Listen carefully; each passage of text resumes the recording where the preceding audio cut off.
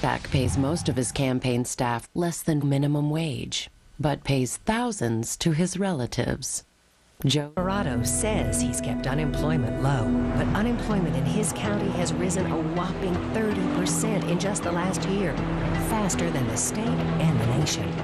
Our families are hurting, but Honorado has raised taxes and fees on our families by millions, on everything from swimming to parking. And Honorado even created a new tax on drinks. Honorado says he's the...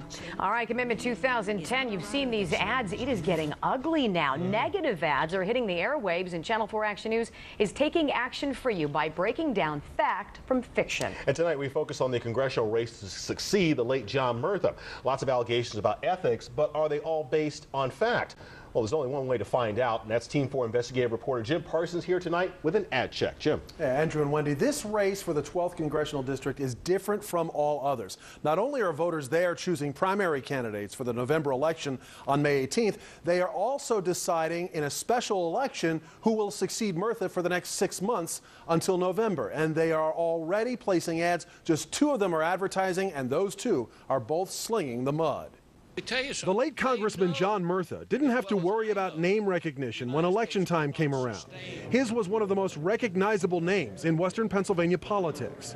Not so for the 2 men trying to fill his shoes, Republican businessman Tim Burns and former Murtha aide Mark Kritz. And each candidate is trying to build up name recognition by tearing the other down. I'm Mark Kritz, and now Tim Burns is attacking John Murtha's memory. Congressional ethics. Tim, go ahead and attack me. But you've gone way too far when you attack someone who's no longer here to defend himself.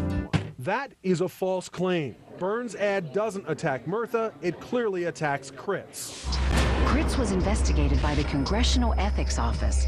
That also is a false claim. The Congressional Ethics Office investigated Murtha, not Kritz, and the investigation was dropped for a lack of evidence. Kritz was simply questioned in the investigation. And Kritz was in charge of the finances for a company caught not paying their taxes.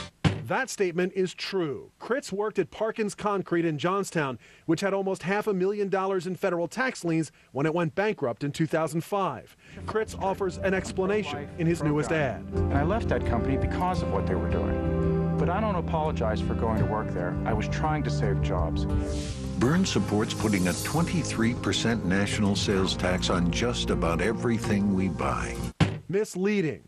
It is true that Burns has supported the so-called fair tax proposal that would impose a national sales tax. But the ad fails to mention the same proposal would entirely eliminate the federal income tax.